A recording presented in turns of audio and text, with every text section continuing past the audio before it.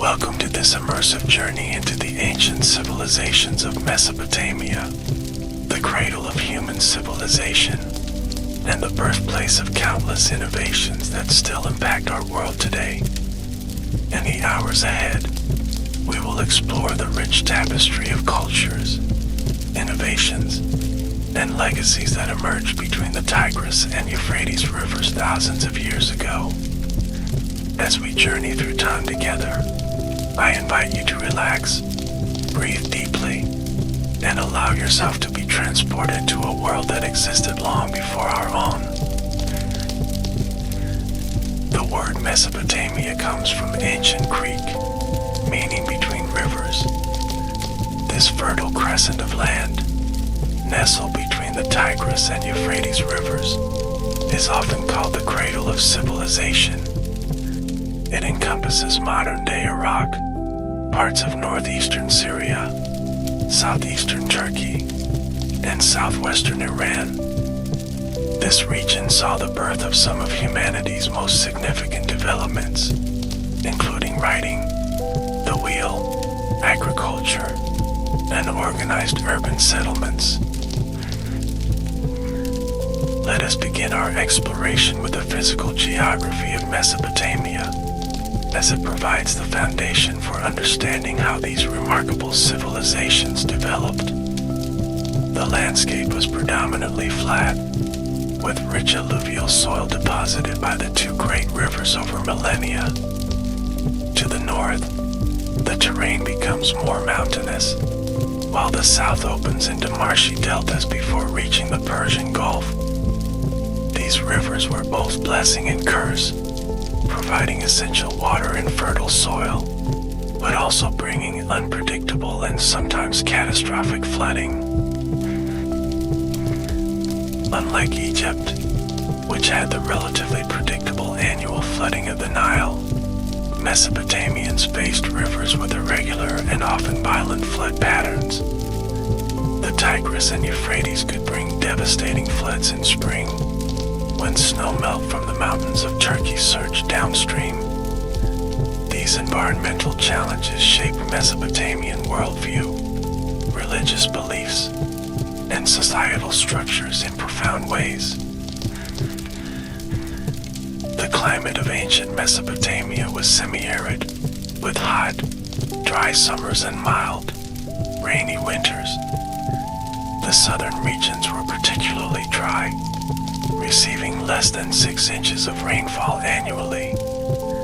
This scarcity of natural precipitation made the rivers absolutely essential for agriculture and led to the development of sophisticated irrigation systems. Without the rivers, Mesopotamia would have been largely uninhabitable. The name of the region itself acknowledges this fundamental relationship between the land and its waterways. These rivers dictated where people could settle, how they would organize themselves, and ultimately gave rise to the first complex urban societies in human history. Now, let us journey back to the very beginnings of Mesopotamian civilization to understand how human settlement in this region evolved over time.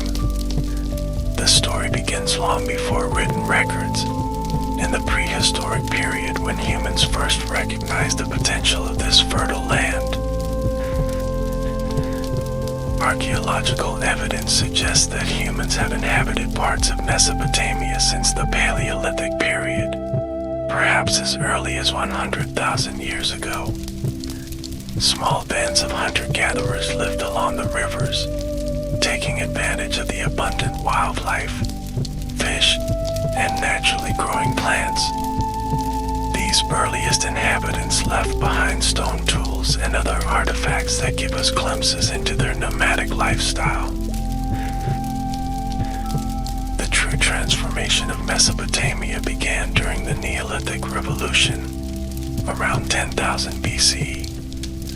This pivotal period saw humans transition from nomadic hunter-gatherer lifestyles to settled agricultural communities. People began deliberately cultivating wild grains like barley and wheat, domesticating animals such as sheep and goats, and establishing permanent settlements. Sites like Tel Abu Huraira in northern Mesopotamia show evidence of this transition. Beginning as a settlement of hunter-gatherers around 11,500 BCE, it gradually transformed into an agricultural community. The inhabitants learned to select and plant seeds from wild grasses, eventually developing more productive domestic strains. By 8000 BCE, numerous farming villages dotted the landscape of northern Mesopotamia. These communities were relatively small, typically consisting of extended family groups living in simple mud brick houses. They relied on rainfall agriculture rather than irrigation, taking advantage of the more abundant precipitation in the northern highlands. One particularly significant early culture was the Hassuna culture, which flourished in northern Mesopotamia from approximately 6000 to 5000 BC.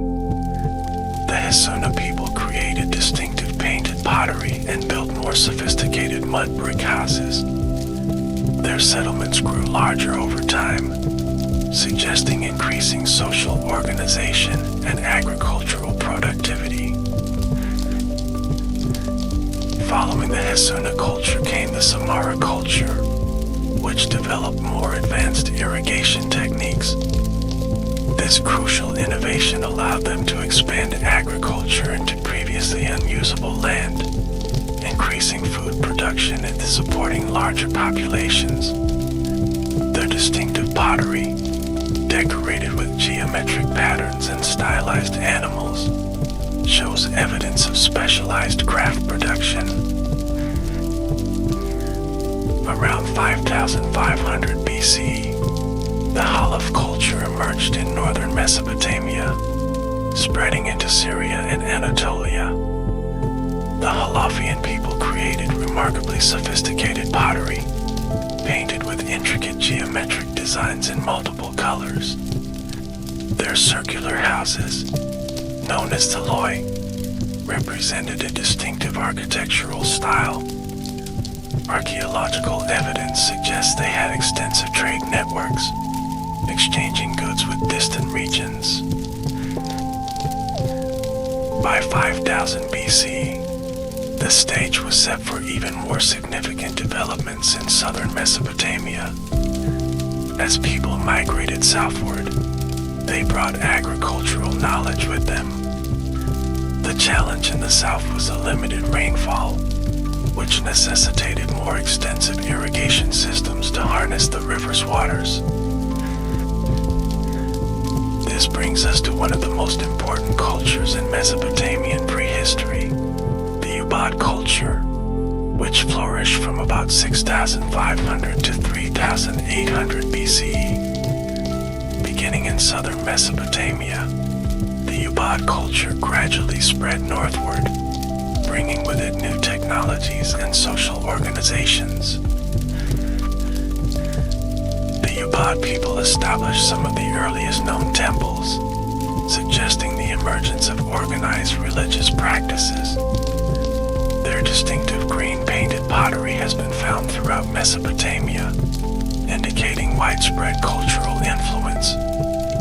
They built large communal buildings, developed complex irrigation systems, and created some of the first known examples of stamp seals used to mark ownership of goods.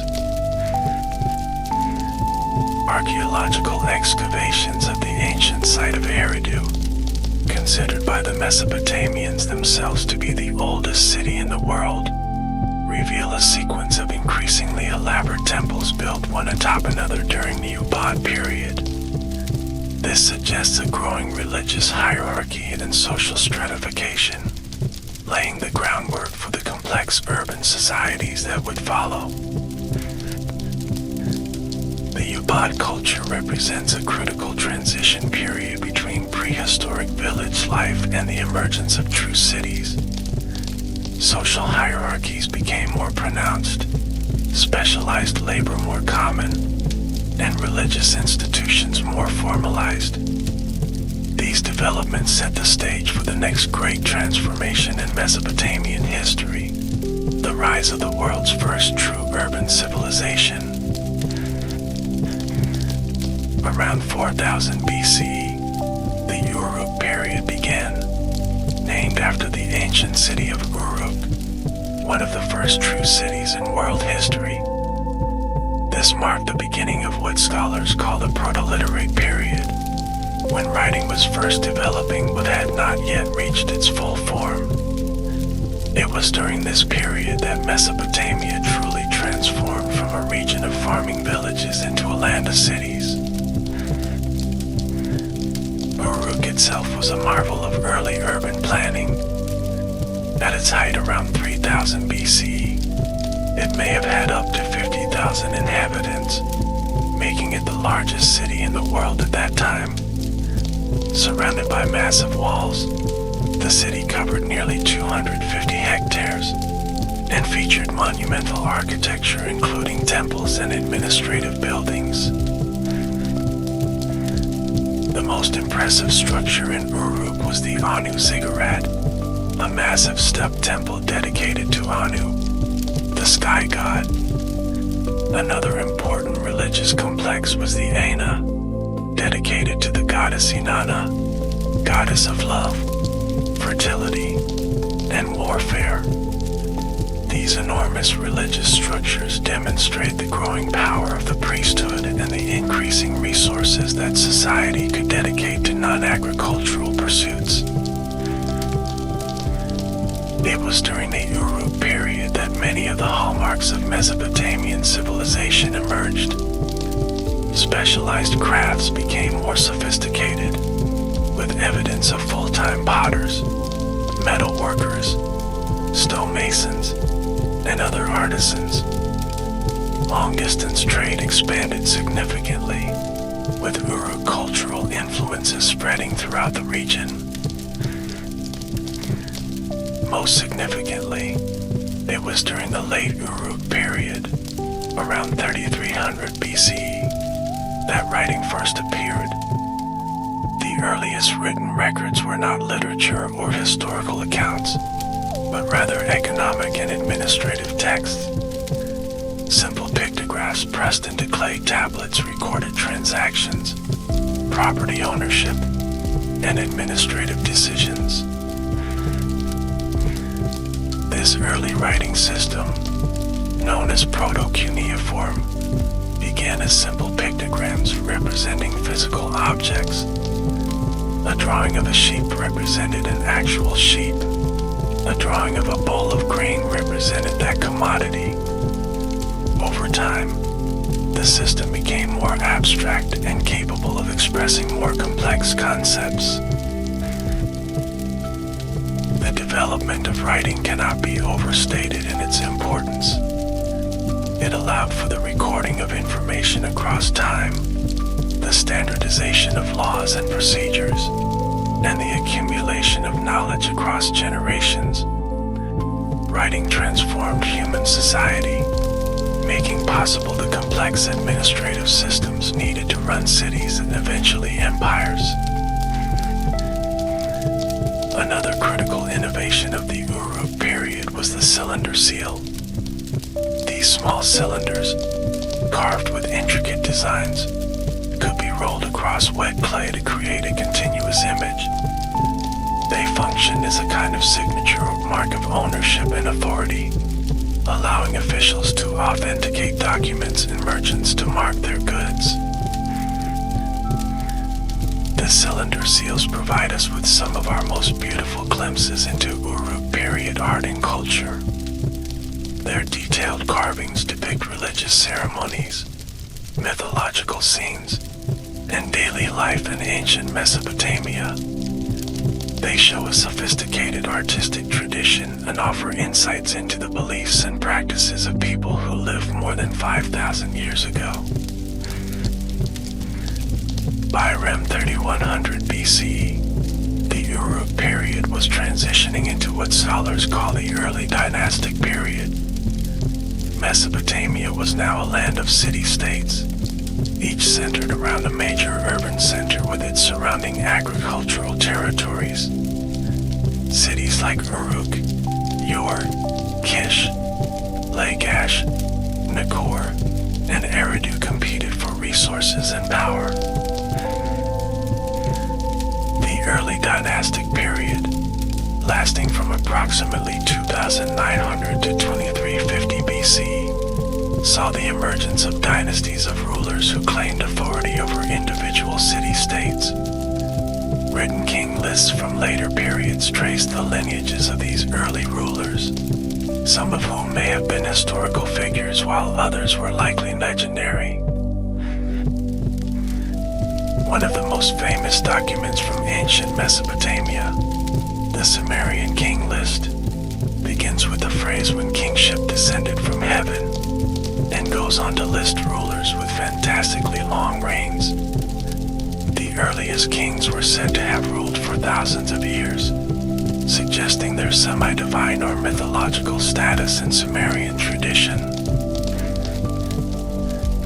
It was during the early dynastic period that the Sumerians emerged as the dominant cultural force in southern Mesopotamia. The Sumerians spoke a language unrelated to any other known language family, creating an enduring mystery about their origins. They referred to themselves as the black-headed people and to their land as Sumer. The Sumerian civilization represents one of humanity's greatest achievements. They developed a sophisticated writing system, built monumental architecture, created complex literature, and established lasting institutions that would influence all subsequent Mesopotamian civilizations. Sumerian society was highly structured. At the top stood the king, or Lugal, who combined religious and political authority. In some cities, a religious leader called an En might share power with the Lugal. Below them were priests, nobles, and officials who helped administer the increasingly complex urban society. The vast majority of people were farmers who worked the land, often on estates belonging to the temple or palace. There were also specialized craftspeople, merchants, and a small class of slaves, usually prisoners of war or debtors. Urban life created new occupations and social divisions unknown in earlier village societies. The Sumerian city-states were theocratic in nature, with each city dedicated to a particular deity who was considered its true owner and ruler. The human king was viewed as the god's representative, responsible for maintaining divine favor through proper rituals and temple maintenance. Religious and political authority were inseparable in Sumerian thought. At the center of each Sumerian city stood the temple complex, dominated by a ziggurat, a massive step tower that connected earth to heaven. The ziggurat elevated the temple above the flat Mesopotamian plain, making it visible for miles and symbolizing the city's devotion to its patron deity. Temples were not merely places of worship, but economic centers that owned vast tracts of agricultural land. They employed large numbers of people, stored grain and other commodities, and redistributed resources throughout society. Temple administrators kept meticulous records, accounting for every sheep, jar of oil, or bushel of barley under their control. The Sumerian economy was remarkably sophisticated. They used silver as a standard of value, though most transactions didn't involve physical exchange of the metal. Instead, they used a complex system of credits and debits recorded on clay tablets. Merchants traveled widely, trading with lands as distant as the Indus Valley and Afghanistan. In addition to temples, Each major Sumerian city had a palace complex where the ruler resided and conducted affairs of state. Over time, these palaces grew in importance, sometimes rivaling the temples in wealth and influence. This tension between religious and secular authority would be a recurring theme throughout Mesopotamian history. Ordinary Sumerians lived in modest mud brick houses arranged along narrow, winding streets.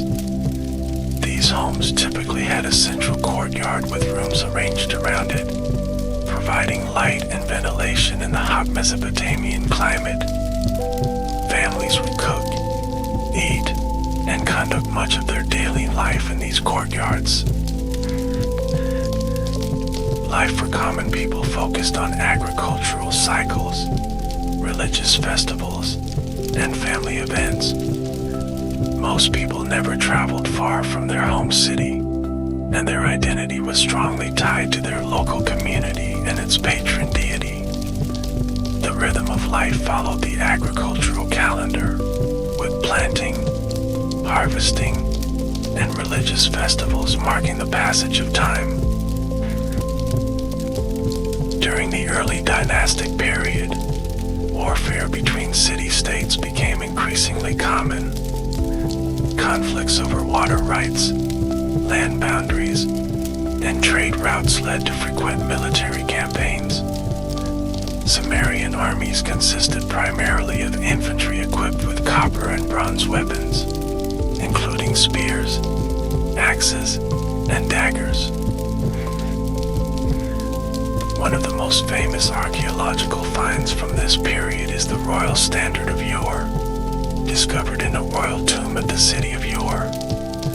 This intricate mosaic, made of shell, red limestone, and lapis lazuli, depicts Sumerian warfare on one side and peaceful prosperity on the other.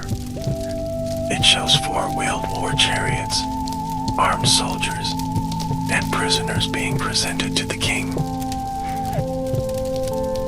Another remarkable archaeological discovery from early dynastic Sumer is the Royal Cemetery of Ur, excavated by Sir Leonard Woolley in the 1920s. These tombs contain spectacular treasures, including the famous ram in the thicket figurine, gold headdresses, musical instruments, and elaborate jewelry. Most disturbing was evidence of human sacrifice, with attendants apparently accompanying their royal masters into death. The constant warfare between Sumerian city-states gradually weakened them, making the region vulnerable to outside conquest. Around 2340 BC, Sargon of Akkad, a Semitic-speaking ruler from northern Mesopotamia, conquered the Sumerian cities one by one. This marked the end of the early dynastic period and the beginning of the world's first true empire. Sargon's rise to power is shrouded in legend. According to one account, he was born in secret and set adrift in a reed basket on the Euphrates, an origin story remarkably similar to that of the biblical Moses. He supposedly rose from humble origins to become cupbearer to the king of Kish before seizing power and establishing his own dynasty. What is clear from historical evidence is that Sargon was a military genius who created an empire stretching from the Persian Gulf to the Mediterranean Sea. He established a new capital city, Akkad, whose exact location remains unknown to archaeologists. From there, he ruled over the first multi-ethnic, multilingual empire in history. The Akkadian Empire represented a new political model for Mesopotamia. Instead of independent city-states, Sargon created a centralized state with appointed governors administering conquered territories. He maintained standing armies, standardized weights and measures, and imposed the Akkadian language for administrative purposes. Sargon's empire lasted for about a century, maintained by his successors, including his grandson, Naram-Sin. Under Naram-Sin, the empire reached its greatest territorial extent, but also began showing signs of strain. Naram-Sin took the unprecedented step of declaring himself a god during his lifetime, a break with Mesopotamian tradition that may reflect the increasing difficulty of controlling the vast empire. Around 2200 BCE, the Akkadian Empire collapsed under the combined pressures of internal revolts and invasions by a people called the Kushans, who came from the Zagros Mountains to the east. The fall of Akkad was viewed by later Mesopotamians as a great calamity, attributed to divine displeasure over Naram-Sin's arrogance in declaring himself divine. Following the Akkadian collapse, Mesopotamia entered a period of fragmentation and instability. The Kushans controlled parts of the region for about a century, but their rule was remembered as chaotic and oppressive. Eventually, a resurgence of Sumerian culture occurred, culminating in what scholars call the Neo-Sumerian or Ur III period. Around 2112 BCE, Ur-Nammu established the third dynasty of Ur, reunifying much of southern Mesopotamia. This period saw a deliberate revival of Sumerian language, literature, and cultural traditions, even as the population remained ethnically mixed. Ur-Nammu is famous for creating what may be the world's first law code, predating Hammurabi's more famous laws by several centuries. The Ur III period represented the last flowering of Sumerian civilization. The bureaucracy reached unprecedented levels of complexity, with hundreds of thousands of administrative tablets documenting every aspect of the economy. Taxes were collected systematically, labor was organized on a massive scale, and trade networks extended as far as the Indus Valley. The most impressive monument of the Ur III period is the Great Ziggurat of Ur, built by Ur-Nammu and his son Shulgi. The massive step structure, dedicated to the moon god Nana, dominated the city skyline and symbolized the renewed power of Sumerian tradition. Its ruins still stand today in southern Iraq, a testament to the engineering skills of ancient Mesopotamians. Despite its impressive achievements, the Ur III state was relatively short-lived. By about 2004 BCE, it had collapsed under pressure from Amorite invasions from the west and Elamite attacks from the east. The fall of Ur marked the definitive end of Sumerian political dominance, though their cultural and religious legacy would continue to influence Mesopotamia for centuries to come. After the collapse of the Ur III dynasty, Mesopotamia entered a period of political fragmentation. Several competing kingdoms emerged, including Ishin, Larsa, and eventually Babylon.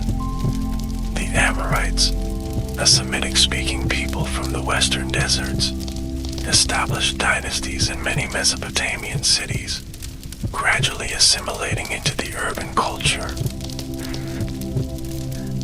It was from these Amorite dynasties that one of Mesopotamia's greatest rulers would emerge, Hammurabi of Babylon. When he came to the throne around 1792 BCE, Babylon was a relatively minor kingdom.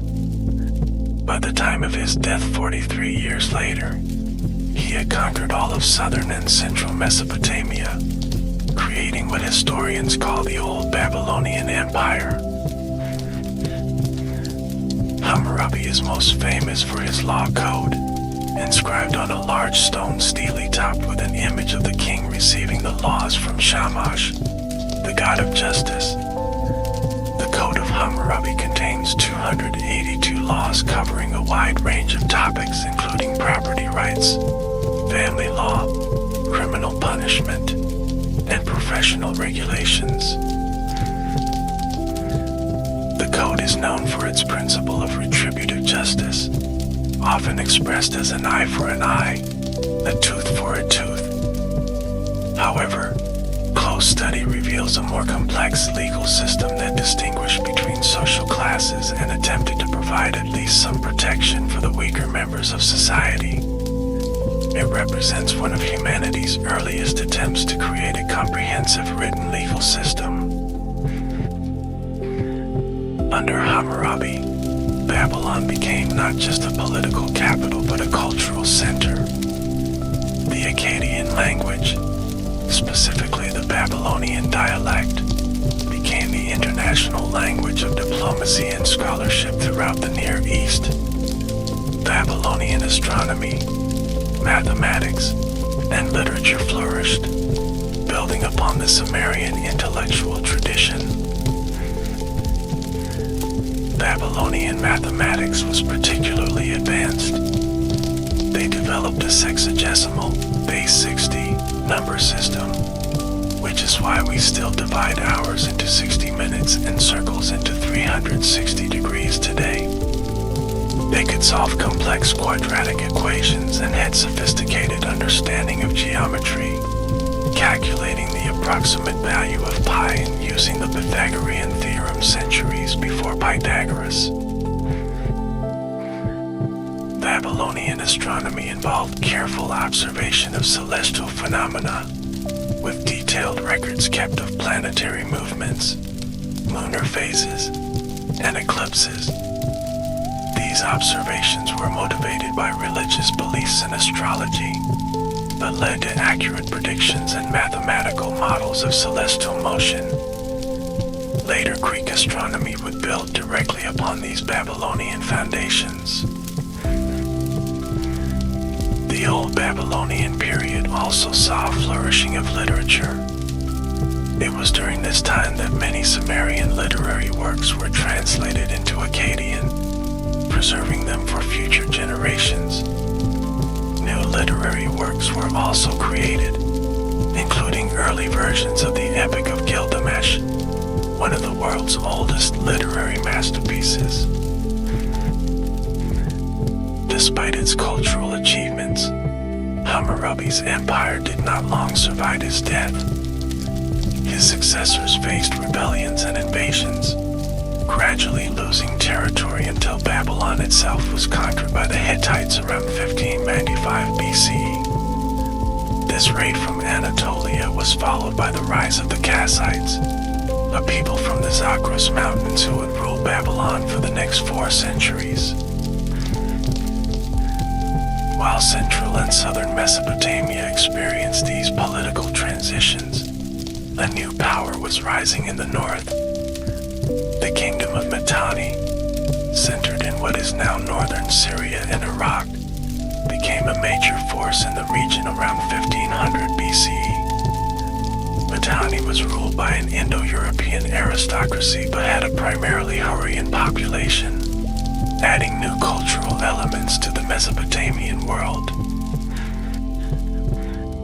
The middle of the second millennium BCE saw Mesopotamia as part of a wider international system, with diplomatic and trade relations connecting it to Egypt, Anatolia, the Aegean, and lands to the east.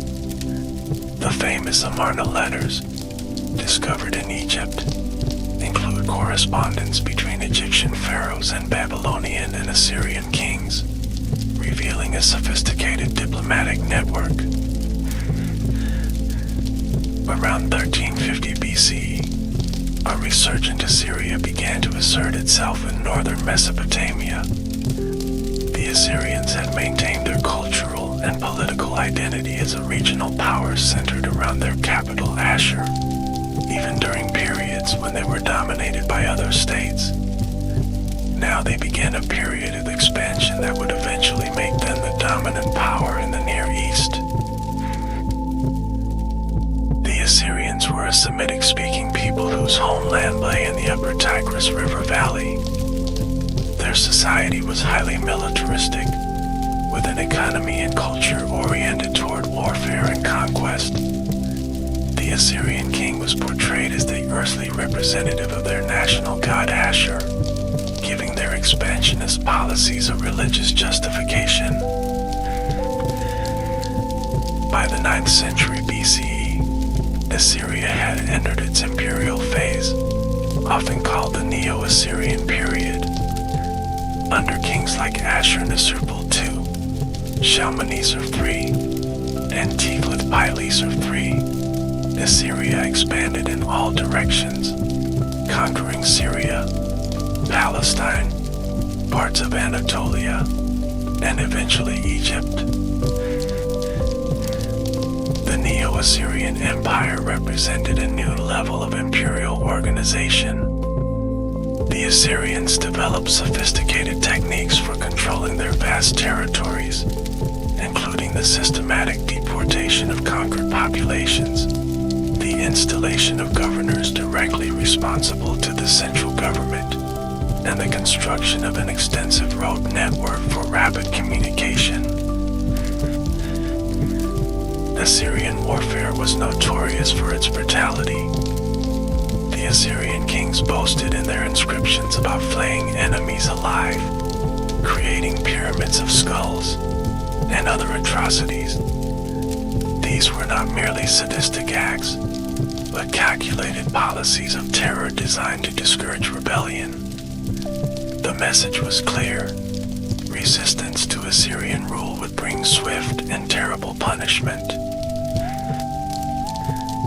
Despite their fearsome reputation, the Assyrians were also great patrons of culture and learning. King Ashurbanipal, who ruled from 668 to 627 BCE, created a vast library at his capital of Nineveh, containing over 30,000 clay tablets. It preserved much of Mesopotamia's literary and scientific heritage, including the most complete version of the Epic of Gilgamesh. Assyrian art reached new heights during the imperial period. The massive stone reliefs that lined the walls of Assyrian palaces depict military campaigns, royal hunts, religious ceremonies, and mythological scenes with unprecedented realism and narrative detail. These reliefs, now displayed in museums worldwide, provide invaluable insights into Assyrian life and ideology. The Assyrian Empire reached its greatest extent under Ashurbanipal, controlling territories from Egypt to Iran. However, maintaining such a vast domain proved increasingly difficult, with rebellions requiring constant military attention. After Ashurbanipal's death, the empire entered a period of rapid decline.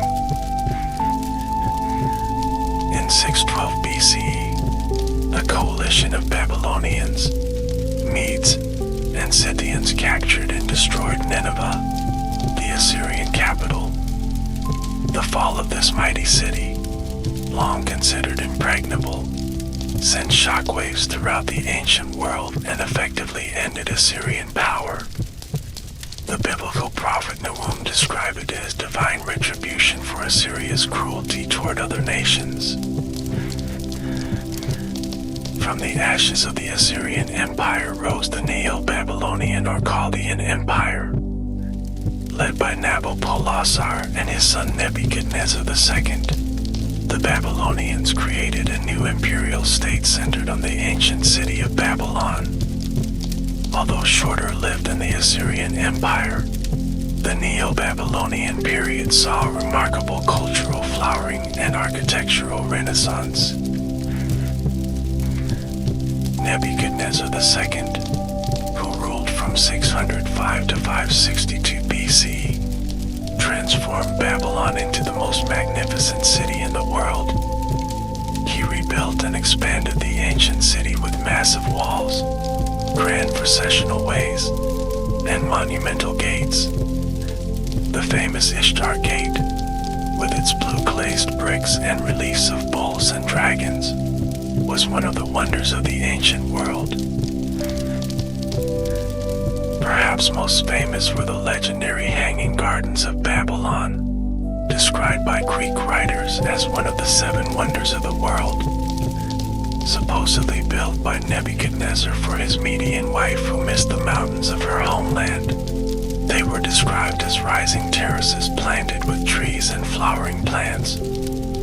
Archaeologists debate whether these gardens actually existed, as no definitive physical evidence has been found. Nebuchadnezzar's military campaigns extended Babylonian control throughout Mesopotamia, Syria, and Palestine. His conquest of Jerusalem in 587 BCE and the subsequent deportation of its population is recorded in the Bible as the Babylonian captivity, a pivotal event in Jewish history. Many of the prophetic books of the Bible were written during or in response to this dramatic exile. Babylonian culture during this period built upon ancient traditions while developing new forms. Astronomy and astrology reached new heights of precision, with Babylonian astronomers able to predict eclipses and planetary movements with remarkable accuracy. The zodiac as we know it today was largely developed during this period, reflecting the Babylonian practice of dividing the ecliptic into 12 equal parts. Neo-Babylonian religion continued ancient practices while elevating Marduk, the patron deity of Babylon, to supreme status in the pantheon. The New Year's festival, or Akatu, was celebrated with great pomp, including a ritual recitation of the Enuma Elish, the Babylonian creation epic that glorified Marduk's victory over the forces of chaos. Despite its cultural achievements, the Neo-Babylonian Empire lasted less than a century. After Nebuchadnezzar's death, a series of weak rulers failed to maintain imperial power. In 539 BCE, Cyrus the Great of Persia captured Babylon, ending native Mesopotamian rule and incorporating the region into the vast Persian Empire. The Persian conquest marks the conventional end of ancient Mesopotamian civilization as an independent entity. However, Mesopotamian culture, religion, and knowledge continued to influence the world long after political independence was lost. Babylon remained an important administrative center under Persian, Greek, and later Parthian rule. Having traced the political history of ancient Mesopotamia from its earliest beginnings to its incorporation into the Persian Empire, let us now delve deeper into some aspects of Mesopotamian culture and society that made this civilization so remarkable and influential. We'll begin with religion, which permeated every aspect of life in ancient Mesopotamia. Mesopotamian religion was polytheistic, with a vast pantheon of gods and goddesses representing natural forces, celestial bodies, and human concerns. Unlike the Egyptian gods, who were often depicted with animal heads, Mesopotamian deities were typically portrayed in human form, though with special symbols and attributes identifying them. At the head of the pantheon were the great cosmic deities. Enlil was the god of heaven, a remote figure who rarely intervened directly in human affairs. Enlil was the god of air and storms, the executive power among the gods who made crucial decisions affecting humanity. Enki, later known as Ea, was the god of fresh water, wisdom, and crafts, often acting as humanity's advocate among the gods. The goddess Inanna, later known as Ishtar, embodied love, fertility, and warfare. Her complex character included both nurturing and destructive aspects, making her one of the most dynamic figures in Mesopotamian religion. Her descent to the underworld and subsequent return became one of the central myths of Mesopotamian tradition. Other important deities included Nana, Sin, the moon god, Utu, Shamash, the sun god and deity of justice, Ninkorsag, the mother goddess associated with the earth, and Nergal, ruler of the underworld. Each city had its patron deity whose temple formed a religious, economic, and often political center of urban life.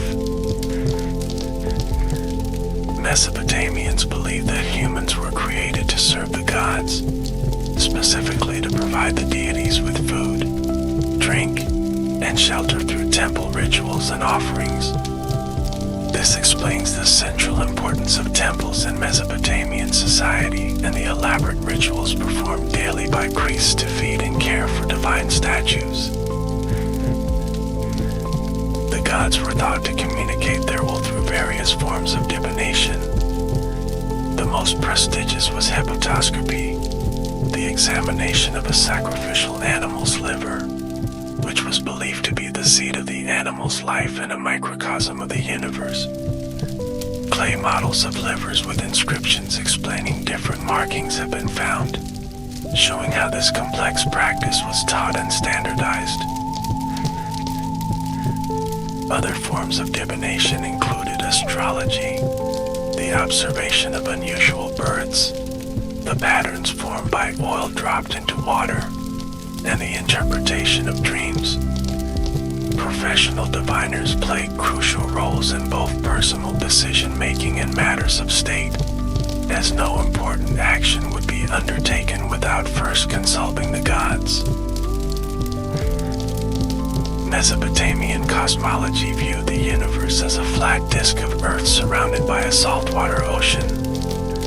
Above arched the dome of heaven, while below lay the underworld, the land of the dead. The stars were believed to be writing on the heavenly dome, messages from the gods that could be interpreted by trained astrologer priests. The Mesopotamian underworld, called Ker or Irkala, was a gloomy place where the dead existed as shadows, eating dust and drinking muddy water. Unlike the Egyptian concept of an afterlife that could be joyful for the righteous, Mesopotamian views of the afterlife were uniformly bleak. This perspective may help explain their focus on achievement and remembrance in the mortal world. Mesopotamian myths address fundamental questions about creation, divine power, and humanity's place in the cosmos. The Enuma Elish describes how Marduk defeated the primordial goddess Tiamat and used her body to create the world. The Atrahasis epic and the Gilgamesh flood story tell of divine decision to destroy humanity with a great flood, only to have one righteous man save civilization by building an ark. The most famous work of Mesopotamian literature, the Epic of Gilgamesh, follows the adventures of a historical king of Uruk and his wild companion Enkidu. After Enkidu's death, Gilgamesh embarks on a quest for immortality, only to learn that eternal life is beyond human grasp. The epic explores themes of friendship, the meaning of civilization, and humanity's struggle with mortality. Religious rituals permeated daily life in ancient Mesopotamia. Each day began with rituals to help the sun god rise, while evening ceremonies helped him safely traverse the underworld at night. Monthly festivals celebrated the moon's cycles, while seasonal observances marked agricultural milestones like planting and harvest. The most important religious ceremony was the New Year's festival, or Akatu, celebrated over 12 days. It included the ritual humiliation of the king, who was stripped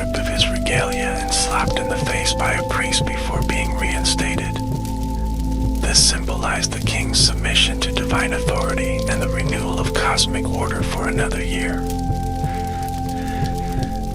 Beyond religion, one of Mesopotamia's greatest cultural achievements was its literature. The development of writing around 3300 BCE initially served practical purposes like record keeping, but soon expanded to include royal inscriptions, religious texts, and eventually creative literature. The cuneiform writing system used in Mesopotamia was complex, with hundreds of signs that could represent syllables or entire words. Learning to read and write required years of training in specialized schools called tablet houses.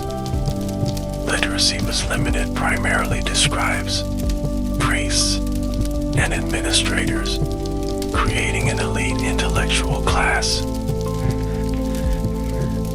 Mesopotamian scribal education was rigorous. Students began by learning simple signs and progressed to copying increasingly complex texts. Advanced students memorized extensive sign lists, mathematical tables, and literary compositions. Archaeological excavations have uncovered thousands of school exercise tablets, some still showing corrections made by ancient teachers. Mesopotamian literature included many genres. Epic poetry celebrated the deeds of gods and heroes, with the Epic of Gilgamesh being the masterpiece of the form. Myths explain natural phenomena and the relationship between gods and humans. Wisdom literature offered practical and moral advice for living. Other literary forms included hymns praising deities or kings, lamentations mourning the destruction of cities, love poetry, fables, and even humorous compositions. Mesopotamian scribes also created the world's first known author attribution, with a princess named Endiana, daughter of Sargon of Akkad, credited with composing numerous hymns to Inanna around 2300 BCE. Mesopotamian science was practical rather than theoretical, focused on solving real-world problems. Their mathematical system, based on the number 60, allowed for precise calculations involving fractions. Mesopotamian mathematicians could solve complex equations, calculate compound interest, and determine the areas of various geometric shapes. In astronomy, Mesopotamians carefully tracked the movements of celestial bodies, creating detailed records spanning centuries. These observations, though motivated by astrological beliefs, led to the discovery of astronomical cycles and the ability to predict celestial events. The division of the sky into zodiacal constellations originated in Mesopotamia and continues to influence modern astronomy. Medical knowledge in Mesopotamia combined empirical treatments with magical and religious elements. Medical texts describe symptoms, prescribe treatments using plants, minerals, and animal products, and often include incantations to drive away the demons thought to cause illness. Physicians specialized in different techniques, including surgery, diagnosis through observation, and medicinal remedies. Mesopotamian art served primarily religious and political purposes rather than aesthetic ones. Temple and palace walls were adorned with relief sculptures depicting religious scenes, military victories, and royal hunts. Freestanding sculpture typically portrayed gods, kings, or worshippers, with stylized features and formal poses expressing reverence and power. Architecture represented one of Mesopotamia's most impressive achievements. Working with mud brick, a relatively humble material, Mesopotamian builders created monumental structures like ziggurats, palaces, and city walls. The ziggurat, a massive step tower with a temple at its summit, became the defining architectural form of Mesopotamian religion, symbolizing the mountain that connected heaven and earth. Music played an important role in religious ceremonies and royal courts. Archaeological discoveries include lyres, harps, drums, and other instruments. While the actual melodies have been lost, some clay tablets contain what appear to be musical notations, suggesting a sophisticated musical tradition. The social structure of Mesopotamian societies was hierarchical. At the top stood the king, believed to be appointed by the gods to maintain cosmic order. Below him were nobles, priests, and high officials who controlled much of the land and wealth. A middle class of merchants, artisans, and minor officials enjoyed some prosperity and legal protections. The majority of the population consisted of peasant farmers who worked land belonging to the palace, temple, or wealthy estates. At the bottom of society were slaves, typically prisoners of war, convicted criminals, or people who had sold themselves into slavery to pay debts. However, slavery in Mesopotamia was not based on race, and slaves could own property, operate businesses, and eventually purchase their freedom. Women in Mesopotamia occupied a subordinate position to men but had more rights than women in many other ancient societies. They could own property, operate businesses, serve as scribes or priestesses, and in some cases even rule as regents. Marriage was primarily an economic arrangement between families, with contracts specifying bride prices and property arrangements. The legal systems of ancient Mesopotamia are among the oldest known. Law codes like those of Ur-Nammu, Ishtar, and Hammurabi sought to establish justice and protect the weak from the strong, at least in theory. These codes addressed issues ranging from marriage and inheritance to property disputes, assault, and murder. Courts heard cases and rendered judgments based on testimony, written evidence, and sometimes divine ordeals. Professional judges presided over most cases, though the king served as the final court of appeal. Thousands of legal documents survive, showing that Mesopotamians frequently engaged in litigation and valued written contracts for all significant transactions. Daily life in ancient Mesopotamia centered around agriculture for the majority of the population. Farmers grew barley, wheat, dates, vegetables, and fruits. They raised sheep, goats, cattle, and pigs for meat, milk, and wool. Fishing supplemented the diet, especially in southern marshlands and along rivers. Urban life offered more varied occupations and experiences. Cities featured markets where goods from throughout the region were bought and sold. Artisans practiced specialized crafts like metalworking, pottery, woodworking, and textile production. Taverns served beer, the everyday drink of Mesopotamians, and provided spaces for socializing. Houses in Mesopotamian cities were typically built of mud brick around central courtyards. Streets were narrow and irregular, designed more for pedestrian than wheeled traffic. Sanitation was a persistent challenge, though some houses had drainage systems for wastewater. The heat of of summer was mitigated by thick walls and rooftop sleeping areas. Food preparation was time-consuming, with women grinding grain daily to make bread, the staple of the Mesopotamian diet. Meals typically included bread, beer, onions, and other vegetables, with meat reserved for special occasions or the tables of the wealthy. Fish was more widely available, especially in southern regions. Clothing reflected social status and practical needs.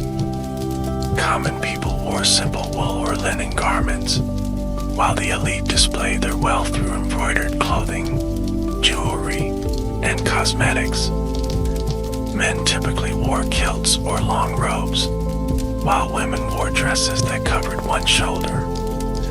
Both genders grew their hair long, with men often sporting elaborate curl beards. Entertainment included board games like the Royal Game of Yore, a race game played with dice and counters. Music, dance, and storytelling enlivened festivals and gatherings.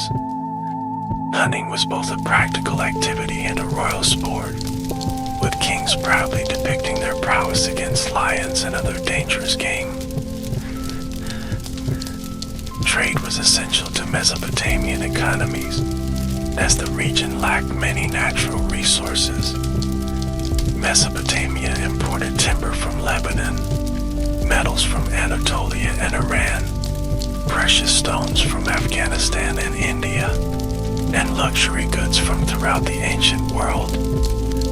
In return, they exported textiles, grain, and manufactured goods. This extensive trade network required sophisticated financial arrangements. Mesopotamians developed complex systems of credit, interest-bearing loans, and partnerships to finance commercial ventures. Clay tablets record transactions involving silver as a medium of exchange, though most people likely relied on barter for everyday needs. Having explored the cultures, achievements, and daily life of ancient Mesopotamia, let us now consider the lasting legacy of this remarkable civilization. Though the political independence of Mesopotamia ended with the Persian conquest in 539 BC, its cultural influence continued to shape subsequent civilizations in profound ways. Perhaps the most fundamental Mesopotamian contribution to world civilization was the very concept of urban life. The development of cities, with their complex social hierarchies, specialized labor, and centralized institutions, first occurred in Mesopotamia. This urban revolution transformed human society and established patterns of communal living that continue to the present day. Writing, Mesopotamia's most transformative innovation, revolutionized how humans stored and transmitted information. Though cuneiform itself eventually disappeared, the concept of writing spread to Egypt, the Mediterranean, and beyond. All subsequent written traditions, including our own alphabetic system, owe a debt to those first Sumerian scribes who pressed reed styluses into clay tablets. Mesopotamian mathematical and astronomical knowledge passed to the Greeks, who developed it further and transmitted it to medieval Europe and the Islamic world. Our division of hours into 60 minutes, minutes into 60 seconds, and circles into 360 degrees all derived from the Mesopotamian sexagesimal system. The zodiac and many astronomical concepts originated with Babylonian stargazers. In the realm of law and governance, Mesopotamia established precedents that influenced later legal traditions. The concept of a written law code, publicly displayed and applicable to all citizens, was a Mesopotamian innovation. Many specific legal principles, such as the presumption of innocence and the use of sworn testimony, have roots in Mesopotamian legal practice. Mesopotamian religious concepts profoundly influenced the development of later faiths. The idea of a divine covenant, of gods who reward virtue and punish wickedness, entered Western religious thought partly through Mesopotamian channels. The flood story in Genesis bears striking similarities to earlier Mesopotamian accounts in the Gilgamesh epic and Atrahasis.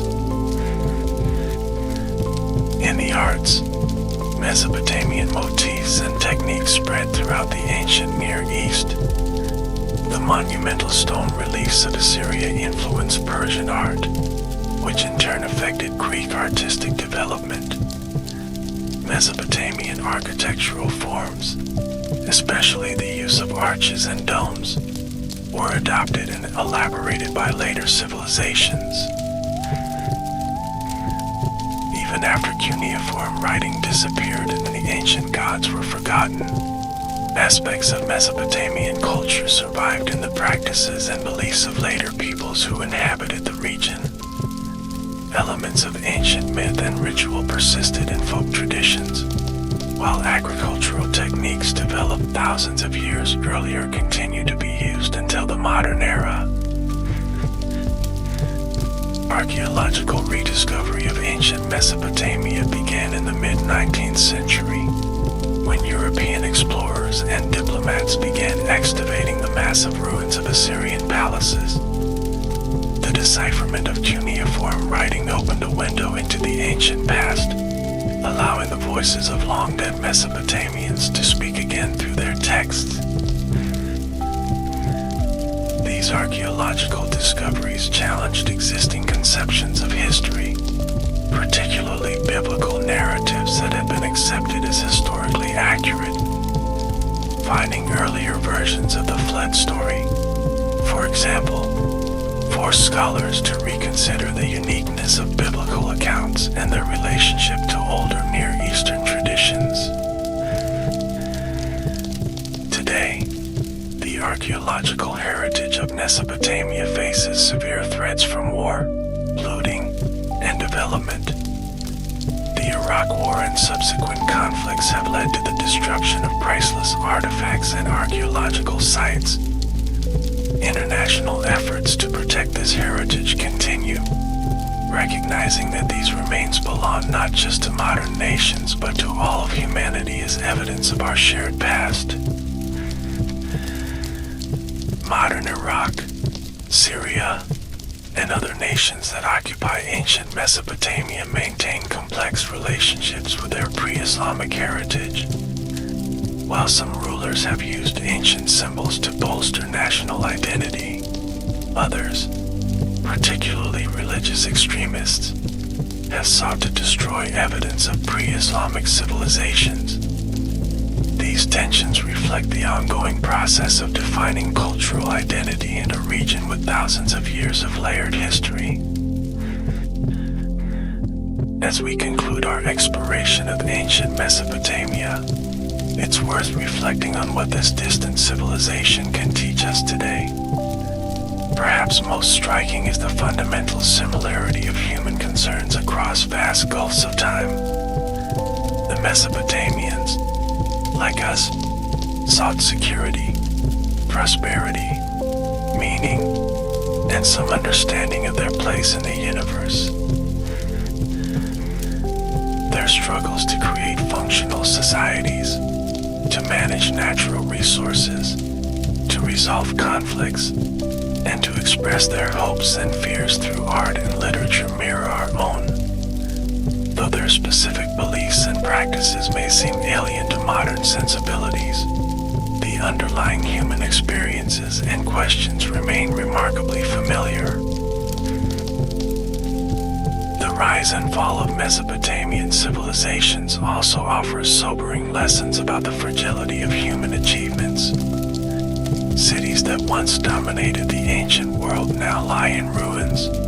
Mighty empires have vanished, and gods once worshipped by millions are now known only through archaeological remnants.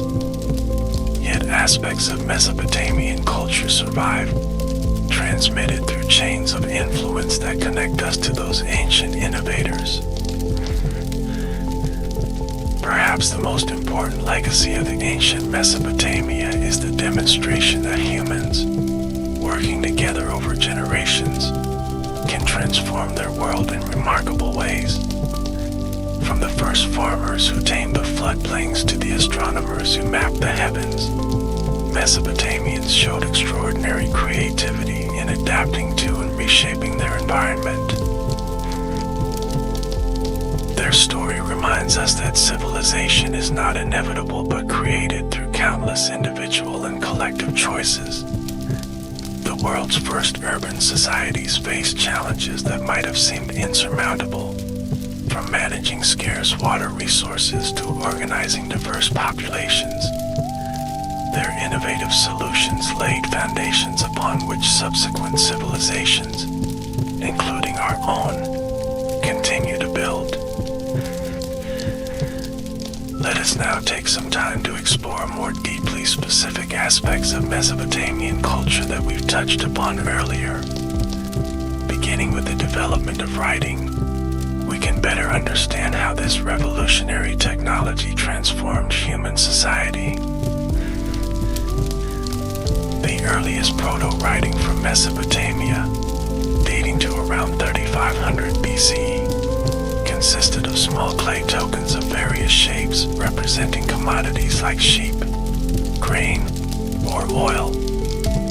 These tokens were sometimes enclosed in clay envelopes with impressions on the outside indicating the contents. Eventually, scribes realized they could simply make the impressions on clay tablets, eliminating the need for the tokens themselves. These pictographic signs gradually became more abstract and standardized. By around 3000 BCE, true writing had emerged, with signs representing not just objects but sounds, allowing scribes to record personal names, grammatical elements, and abstract concepts. This phonetic dimension transformed writing from a limited accounting tool into a flexible system capable of expressing any thought. The physical process of writing involved pressing a reed stylus into wet clay, creating wedge-shaped impressions that give cuneiform its name, from the Latin word for wedge. Clay tablets were then dried in the sun or baked in kilns for permanence. This durable medium has preserved Mesopotamian writing for thousands of years, while most documents from other ancient civilizations have perished. Learning to write cuneiform was a long and difficult process. Students began their education around age 7, spending years mastering the hundreds of signs and their multiple meanings. They practiced by copying standard texts, including proverbs, legal formulas, and literary compositions. Becoming a fully qualified scribe might take a decade or more of intensive study. The social status of scribes was high, reflecting the importance and difficulty of their profession. A Sumerian essay praising the scribal profession declares, "The scribe who knows his profession well will be the eye of the king." Literacy opened doors to careers in temple administration, palace bureaucracy, diplomatic service, and legal practice. Initially, writing was used primarily for economic and administrative purposes. The vast majority of cuneiform tablets record mundane transactions, inventories, receipts, and administrative orders. These prosaic documents provide invaluable information about daily life, economic organization, and social structure in ancient Mesopotamia. Over time, writing expanded to serve religious, literary, scholarly, functions. Kings commissioned inscriptions celebrating their achievements. Priests recorded rituals and omens, and scholars compiled dictionaries, mathematical tables, and medical treatises. By the first millennium BC, Mesopotamia had developed a rich written culture encompassing virtually every aspect of human experience. The cuneiform writing system was adapted to write multiple languages over its 3,000-year history. Originally created for Sumerian, it was later used to write Akkadian, Ablate, Elamite, Hittite, Korean, and other languages. This flexibility allowed cuneiform to spread throughout the ancient Near East, becoming the dominant writing system from the Mediterranean to Iran. Cuneiform writing fell out of use gradually, as alphabetic systems like Aramaic became more common after 1000 BC. The last known cuneiform texts were astronomical tablets written in the 1st century CE, nearly 3 millennia after the system's invention. Knowledge of how to read cuneiform was then lost until its decipherment by European scholars in the 19th century. Now let us turn our attention to the Epic of Gilgamesh, the masterpiece of Mesopotamian literature and one of the world's oldest written stories. This remarkable work offers profound insights into Mesopotamian values, fears, and understanding of the human condition. The Epic of Gilgamesh tells the story of Gilgamesh, king of Uruk, who is described as 2/3 divine and 1/3 human. When the epic begins, Gilgamesh is a harsh ruler who abuses his power, leading the citizens of Uruk to cry out to the gods for relief. The gods respond by creating Enkidu, a wild man of equal strength to Gilgamesh, intended to serve as his companion and to curb his excesses. Enkidu begins as a creature of the wilderness, living among animals and knowing nothing of human civilization. He is gradually humanized through contact with a temple priestess named Shamhat, who introduces him to human food, clothing, and customs.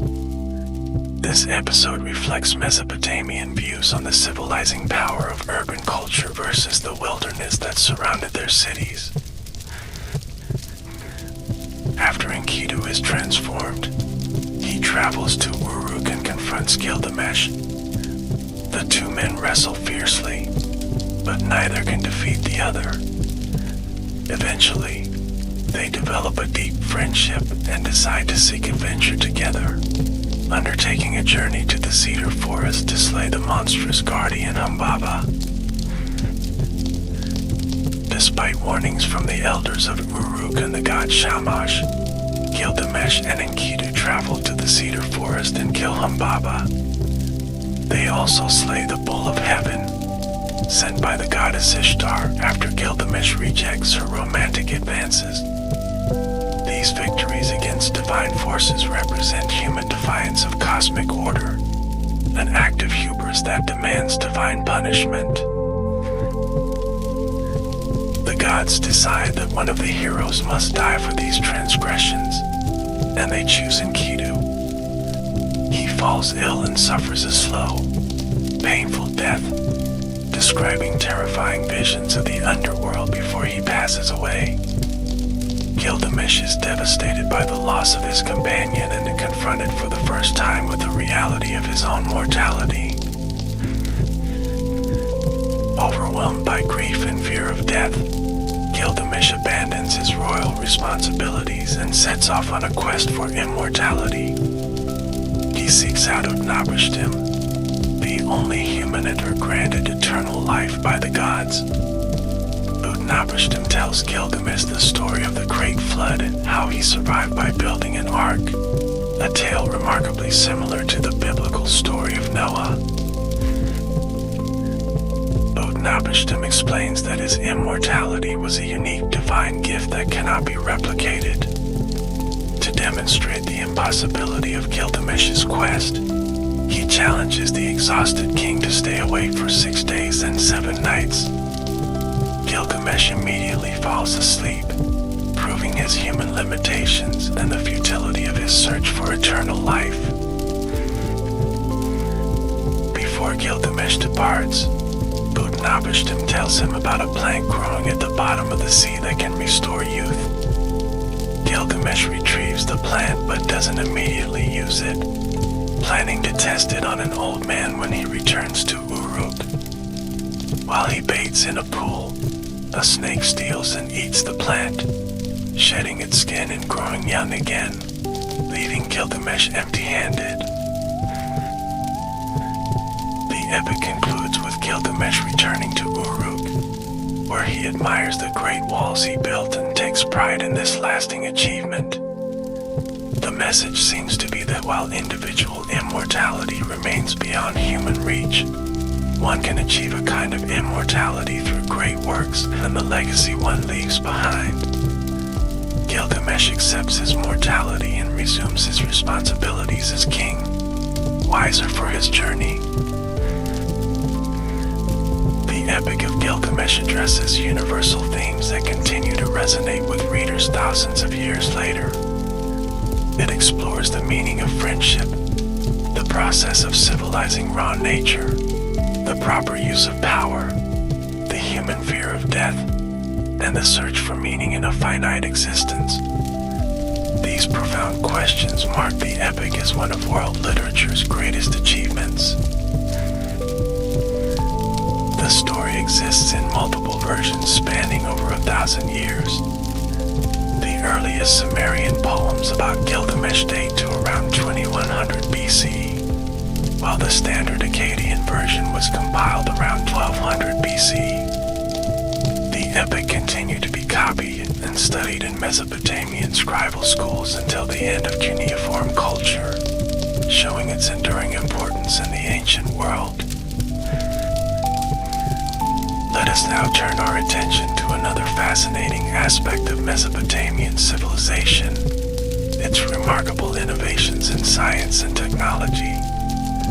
Though they lacked a concept of science as we understand it today, the practical problems they solved and the systematic knowledge they accumulated laid important foundations for later scientific development. The Mesopotamian number system, based on 60 rather than 10, might seem cumbersome to us, yet it had mathematical advantages, including the fact that 60 has many divisors, making fractions easier to work with. They used a place value system similar in concept to our decimal system, but with base 60 instead of base 10. Mesopotamian mathematicians developed algebraic methods to solve linear and quadratic equations. They could calculate square and cube roots, work with geometric series, and understood the relationship between the sides of right triangles later formalized as the Pythagorean theorem. Clay tablets show problems involving field measurements, inheritance divisions, and commercial calculations. One famous mathematical tablet, known as Plimpton 322, contains a sophisticated table of Pythagorean triples, sets of 3 numbers that can form the sides of a right triangle. This tablet, created around 1800 BCE, demonstrates a level of mathematical abstraction previously thought to have originated with the Greeks nearly a millennium later. Mesopotamian astronomy combined meticulous observation with mathematical modeling, beginning in the Old Babylonian period and reaching its height during the Neo-Babylonian and Persian eras. Astronomers kept detailed records of celestial phenomena spanning centuries. These observations allowed them to identify patterns and cycles in the movements of planets, the moon, and stars. By the mid-first millennium BCE, Babylonian astronomers had developed mathematical methods to predict astronomical events. They could calculate the positions of planets, predict eclipses, and determine the dates of lunar phases with impressive accuracy. These achievements were motivated by astrological concerns, but they laid the groundwork for the development of mathematical astronomy. The Mesopotamian calendar was based on lunar months, with intercalary months added periodically to keep it aligned with the solar year. Time was divided into units remarkably similar to our own, with a day consisting of 12 double hours, each double hour divided into 30 parts.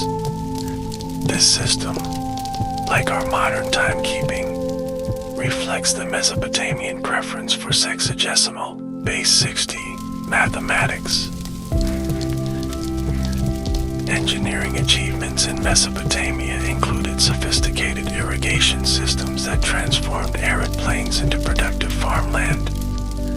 Canals, dikes, reservoirs, and water lifting devices enabled agriculture in a region where rainfall alone was insufficient. These water management systems required collective labor, centralized planning, and mathematical calculation, reinforcing the need for administrative structures. Mesopotamian builders developed the arch and dome thousands of years before the Romans made these architectural features famous.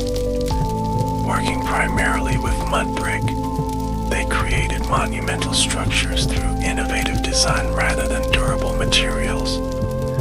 The massive city walls, temples, and palaces of Mesopotamian cities demonstrated remarkable engineering skill. Metallurgy was another area of technological expertise. Beginning with copper around 4500 BCE, Mesopotamian craftsmen learned to alloy it with tin to create bronze, producing stronger tools and weapons. By the first millennium BCE, ironworking had become common, but bronze remained important for many applications.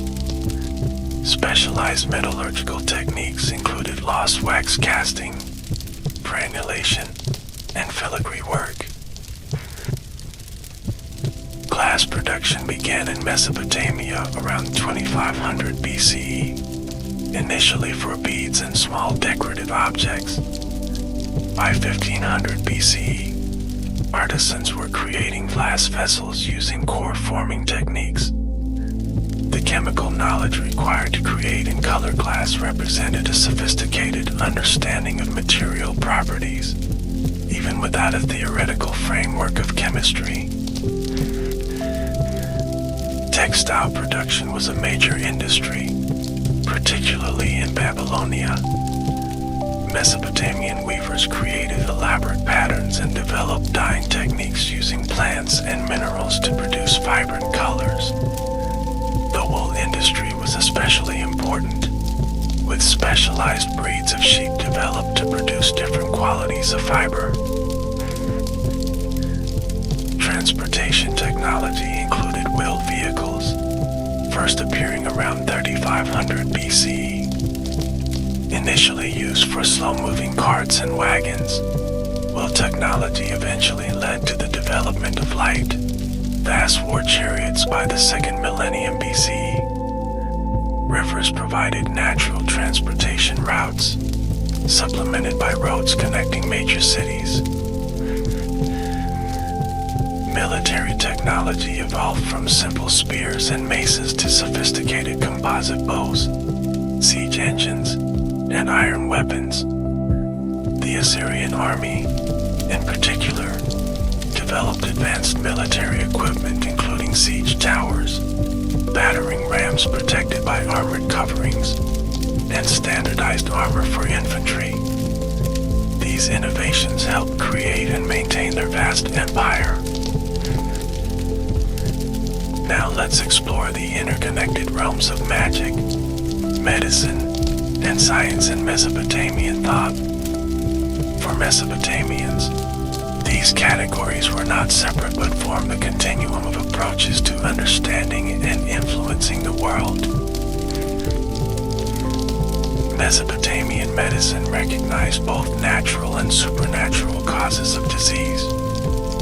Illness could result from divine punishment, attacks by demons or ghosts, witchcraft, or natural imbalances in the body. Treatment typically involved both physical remedies and spiritual interventions, reflecting this dual understanding of illness.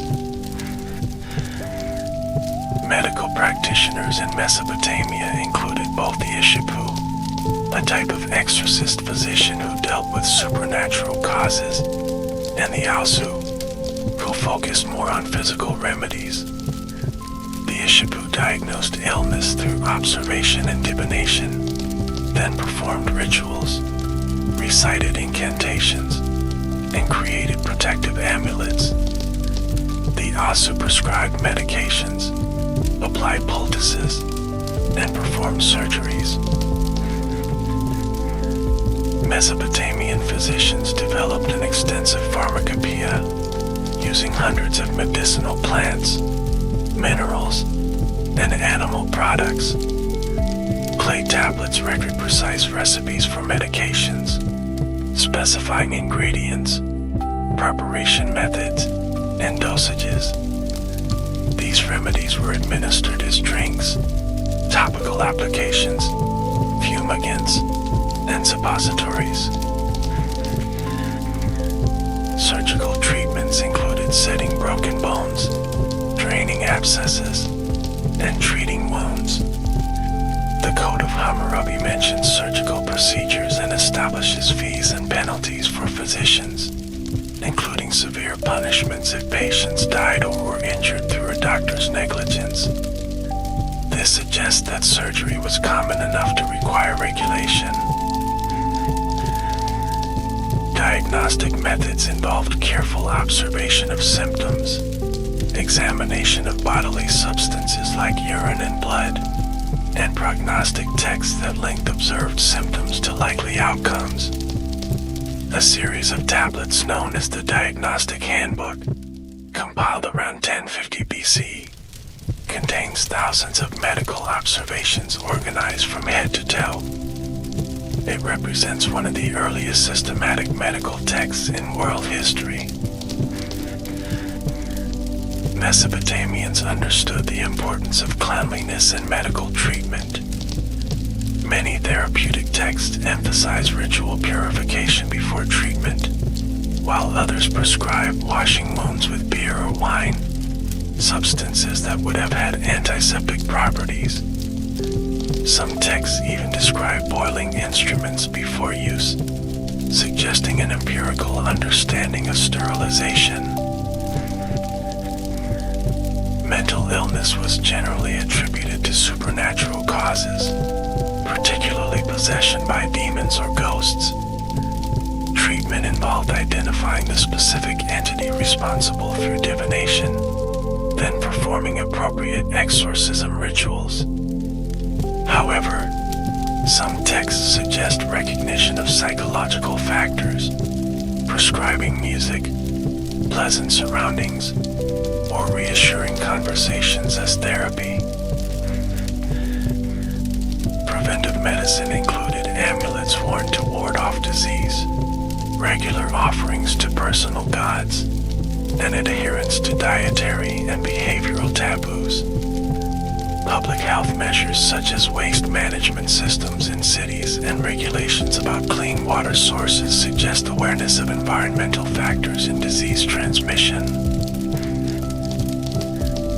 Magic and divination were closely intertwined with medicine and everyday life. Divination techniques included examining the entrails of sacrificial animals, observing the patterns formed by smoke or oil in water, and interpreting dreams and unusual events. These practices were not considered superstition but legitimate methods of gaining information from the divine realm. Mesopotamian astrology developed from the observation that celestial events seemed to correlate with terrestrial focused on omens affecting the king and state. It gradually evolved to include predictions for ordinary individuals.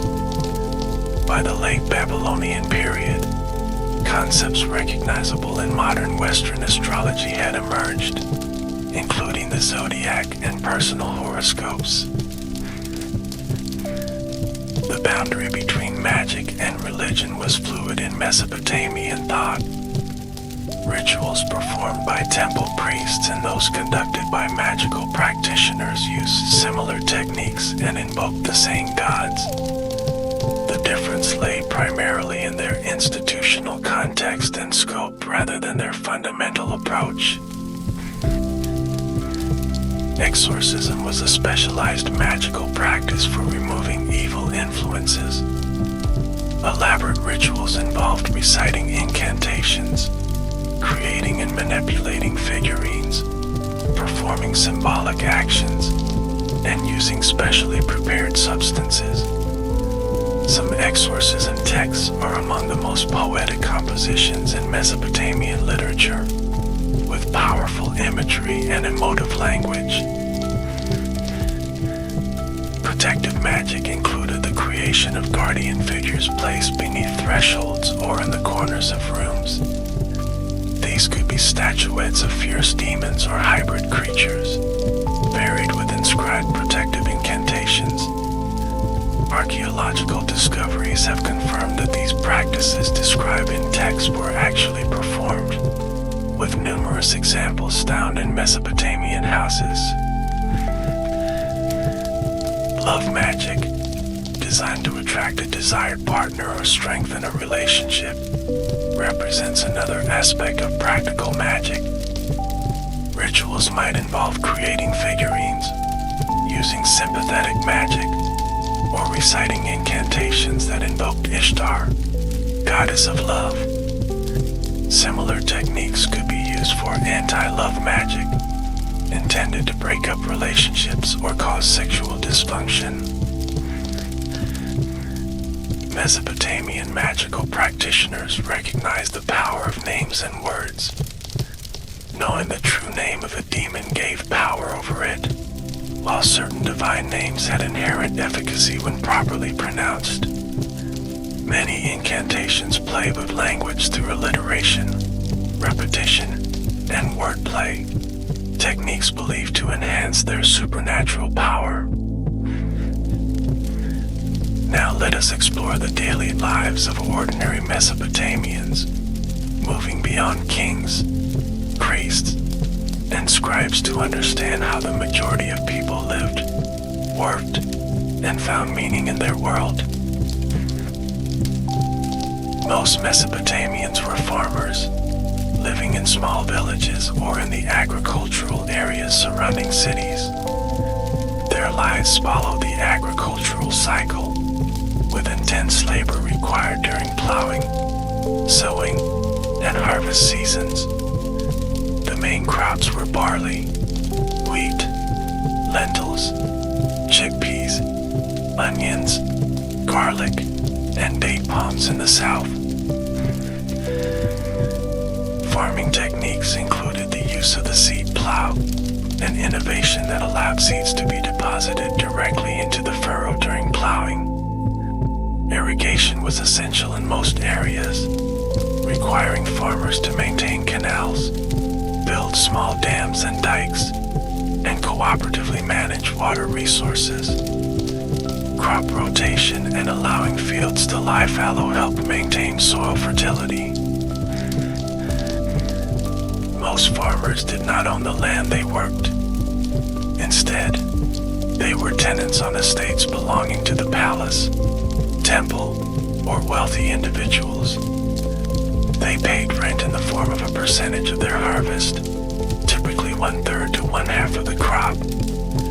Additional taxes, labor obligations, and military service further burdened the farming population. Animal husbandry complemented crop agriculture. Sheep and goats provided wool, milk, meat, and hides. Cattle served as draft animals and sources of dairy products, while pigs were raised for meat. In the marshlands of southern Mesopotamia, fishing and fowling supplemented agricultural production. Rural families typically lived in small mud brick houses with few rooms. Furniture was minimal, consisting primarily of reed mats, low tables, and storage containers. Cooking was done over simple hearths, with smoke escaping through windows or roof openings. Most activities took place outdoors during good weather. Village life centered around extended family groups and mutual assistance networks. Communal activities included maintaining irrigation systems, harvesting, and celebrating religious festivals. Villages had few specialists, though there might be a resident potter, blacksmith, or other craftsperson serving local needs. Urban dwellers experienced a very different lifestyle. Cities were dense, crowded places with houses built wall to wall along narrow, winding streets. A typical city house was built around a central courtyard that provided light, ventilation, and a private outdoor space for cooking and daily activities. Urban occupations were highly specialized. Archaeological evidence and texts mention coppersmiths, goldsmiths, carpenters, weavers, potters, leatherworkers, brewers, bakers, and many other crafts. Many of these trades were organized into guild-like associations that trained apprentices, maintained quality standards, and sometimes worshiped patron deities associated with their craft. Markets were central to urban economic life.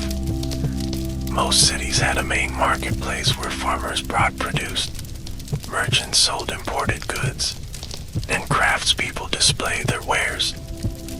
While silver served as a standard of value, most everyday transactions likely involved barter or credit arrangements rather than metal currency.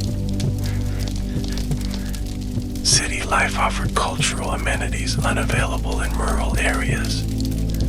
Religious festivals featured processions, music, dancing, and theatrical performances. Public recitations of myths and epics provided entertainment and reinforced cultural values. Taverns served beer and provided spaces for socializing, music, and games. The Mesopotamian diet consisted primarily of barley, consumed as bread and beer. Barley bread was the staple food, often eaten with onions, garlic, and legumes. Beer, thick and nutritious, was consumed by everyone from kings to laborers, serving as both food and drink. Wealthier Mesopotamians enjoyed a more varied diet, including wheat bread, meat, fish, dairy products, fruits, and imported delicacies. Wine, made from grapes or dates, was more expensive than beer and associated with elite consumption. Spices and honey were used to flavor foods for those who could afford them. Clothing reflected social status and practical considerations. Most people wore simple garments made of wool or flax, with the basic male costume being a knee-length kilt or longer tunic. Women typically wore dresses that covered one shoulder, secured with pins or brooches. The wealthy displayed their status through finer fabrics, elaborate embroidery, and jewelry. Personal hygiene was important despite limited water resources. Archaeological evidence includes combs, razors, tweezers, and small containers for oils and perfumes. Wealthier homes had bathing facilities, and public baths may have existed in some cities. Both men and women used cosmetics, with kohl for outlining the eyes being particularly popular. Marriage was primarily an economic arrangement between families rather than a romantic union. Marriages were formalized through contracts specifying the bride price paid by the groom's family and the dowry provided by the bride's family. These financial arrangements protected women's economic interests and could be quite complex for wealthy families. Within marriage, men held legal authority, but women retained certain rights. They could own property, engage in business, testify in court, and in some circumstances initiate divorce. Women's economic activities included textile production, brewing, food processing, and market trading, all of which could provide income beyond their husband's earnings. Children were highly valued, and families typically tried to have many offspring. High infant mortality rates meant that many children died before reaching adulthood, making large families necessary for survival. Children began contributing to household labor at an early age, with boys following their father's occupations and girls learning domestic skills from their mothers. Education was primarily vocational, with most children learning through apprenticeship. Formal schooling in tablet houses was limited to boys from relatively privileged families, training them for scribal careers. These schools taught not only writing but mathematics, literature, music, and other subjects deemed necessary for administrative and religious positions. Religion permeated everyday life for all Mesopotamians. Most homes had small shrines for family worship, with figurines representing protective deities or ancestors. Daily prayers and offerings were made to personal gods who were thought to act as intermediaries with the greater deities. Religious festivals provided regular breaks from work and reinforced community bonds. Death was accompanied by specific rituals intended to ease the deceased's transition to the underworld. The body was buried with grave goods that might be useful in the afterlife, including personal possessions, food, and drink. Regular offerings to the deceased spirit were considered essential, as neglected ghosts might return to trouble the living. Recreation and entertainment took various forms.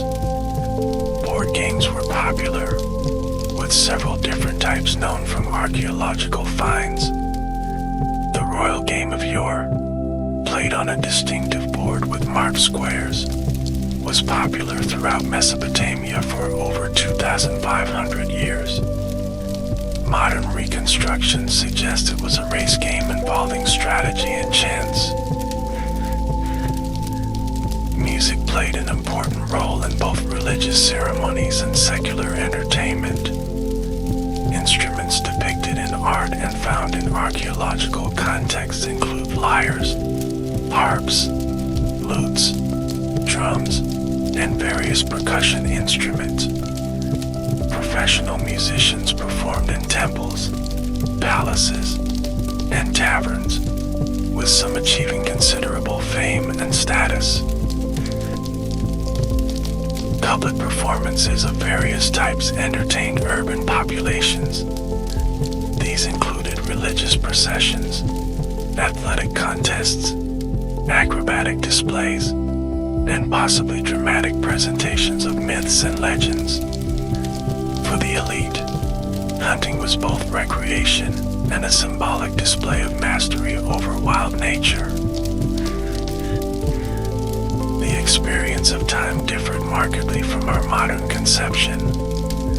Without precise clocks, daily activities followed natural rhythms of daylight and darkness. The lunar calendar marked longer time periods, with each month beginning when the new crescent moon appeared. years were often identified by significant events rather than sequential numbering. For ordinary Mesopotamians, the world was a place filled with supernatural forces that required constant negotiation, divination, prayer, ritual, and magic were practical tools for navigating a reality where divine will determined everything from harvest success to personal health. This worldview provided explanatory frameworks for understanding events but also created anxiety about properly interpreting and responding to divine signs. Despite the challenges they faced, evidence suggests that Mesopotamians found joy, humor, and meaning in their lives. Love poetry expresses tender emotions. Jokes and proverbs reveal a wry sense of humor, and personal names often express hope and gratitude. Though separated from us by thousands of years and vast cultural differences, the basic human experiences of love, hope, fear, and wonder remain recognizable across the millennia. Having explored many facets of ancient Mesopotamian civilization, let us now consider how this remarkable culture has been remembered, rediscovered, and represented in later times. The legacy of Mesopotamia has been interpreted in various ways throughout history, reflecting changing perspectives and priorities in different eras. In the ancient world, Mesopotamian learning continued to influence neighboring cultures long after its political independence ended. Greek astronomers built upon Babylonian observations, while Hebrew religious concepts engaged with and sometimes defined themselves against Mesopotamian traditions. Persian imperial administration drew heavily from Assyrian and Babylonian models. Biblical accounts preserved memories of Mesopotamian cities and empires, though often in negative terms. Babylon became a symbol of corruption and imperial arrogance, while the Tower of Babel story reinterpreted Mesopotamian ziggurats as monuments to human pride. The Babylonian exile profoundly shaped Jewish religious identity, leading to significant theological developments. Classical Greek and Roman authors maintain some awareness of Mesopotamia's achievements. Herodotus described Babylonian customs, while later writers like Diodorus Siculus preserved accounts of Assyrian and Babylonian history.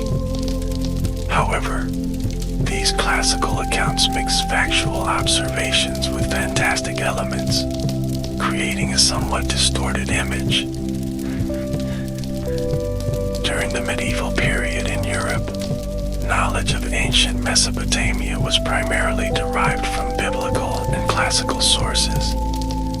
Babylon and Nineveh featured in religious art and literature as symbols of worldly corruption and divine judgment. Meanwhile, in the Islamic world, scholars preserved and developed Mesopotamian astronomical and mathematical knowledge. The rediscovery of ancient Mesopotamia began in earnest during the 19th century. European diplomats, adventurers, and archaeologists excavated massive Assyrian palaces, uncovering stone reliefs, colossal statues, and thousands of cuneiform tablets. These discoveries created a sensation in Europe, challenging biblical chronology and expanding understanding of ancient history. Colomel Bada, a French diplomat, conducted the first systematic excavations at Khorsabad, ancient Dur-Shirikin, in 1843. Austin Henry Layard soon followed with spectacular discoveries at Nimrud and Nineveh, uncovering the palace of Ashurbanipal with its famous lion hunt reliefs and vast library of cuneiform tablets. The decipherment of cuneiform writing was a remarkable scholarly achievement, beginning with the trilingual Behistun inscription, which, like the Rosetta Stone, contained the same text in multiple languages. Scholars gradually unlocked the secrets of cuneiform. Henry Rawlinson, Edward Hinks, and others painstakingly reconstructed the writing system and the languages it recorded. As Mesopotamian texts became readable, scholars were astonished to discover literary works that paralleled biblical narratives. The Gilgamesh flood story, creation accounts, and other texts suggested that biblical writers had drawn upon older Mesopotamian traditions. These discoveries sparked intense debate about the uniqueness and authority of biblical texts. Museums in Europe and later America competed to acquire Mesopotamian artifacts, creating impressive collections that brought ancient art to public attention. The British Museum, the Louvre, and the Berlin Museum developed particularly important Mesopotamian collections, which continue to attract visitors fascinated by these ancient cultures.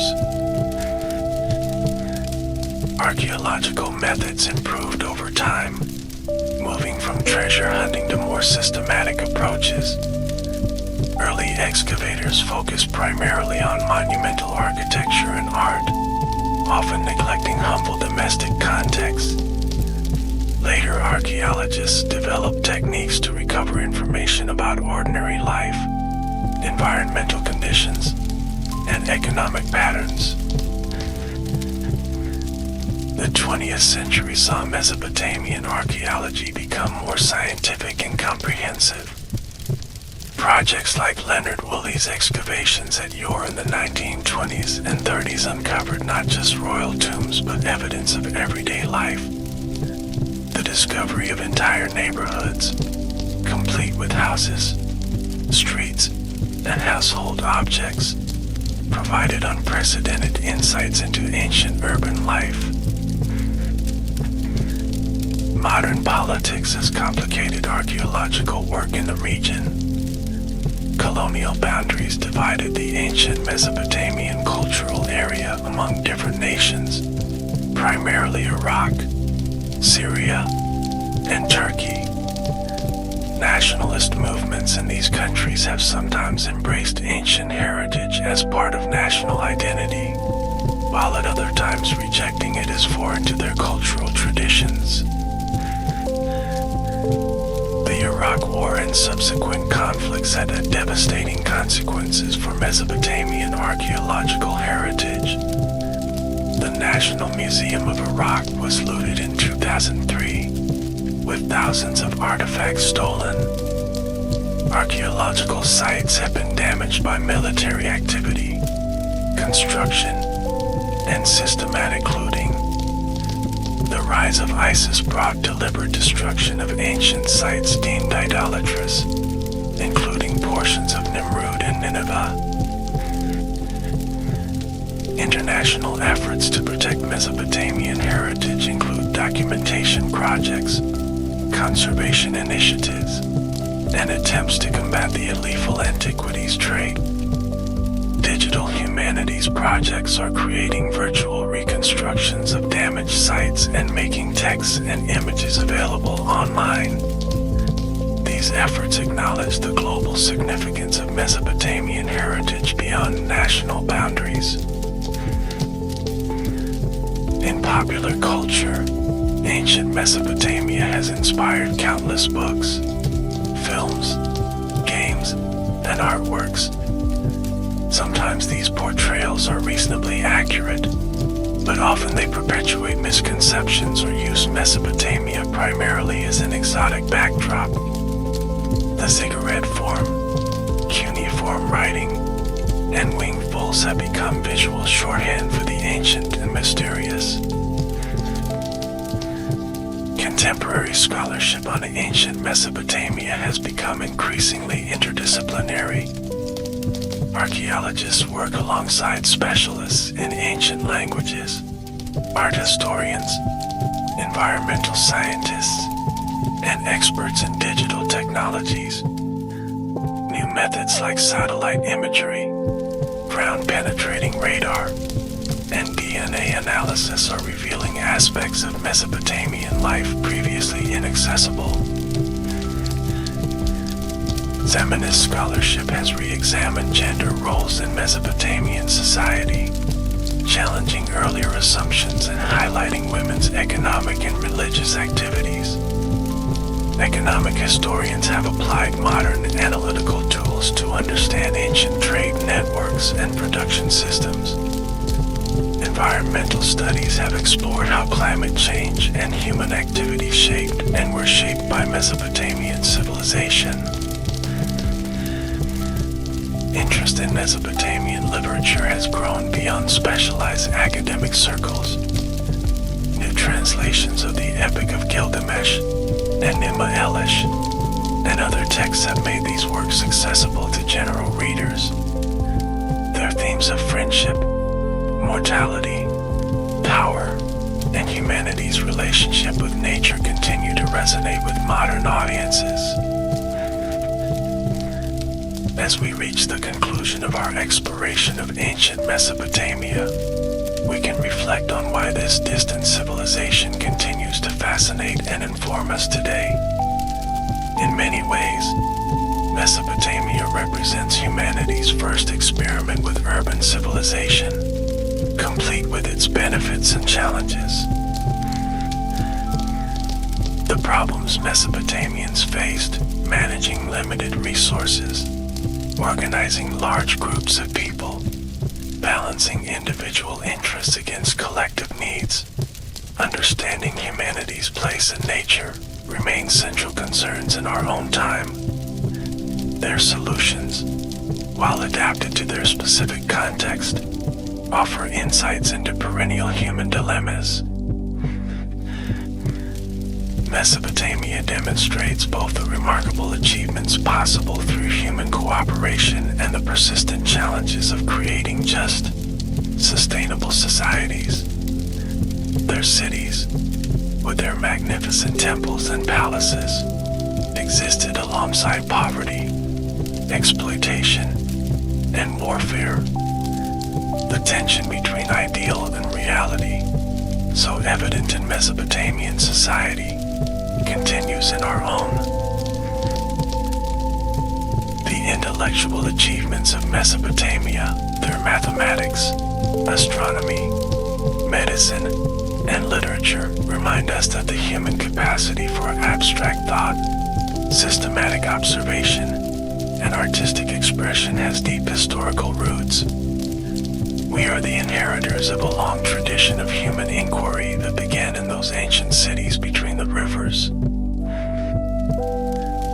Perhaps most movingly, Mesopotamian literature speaks to us across millennia about universal human experiences.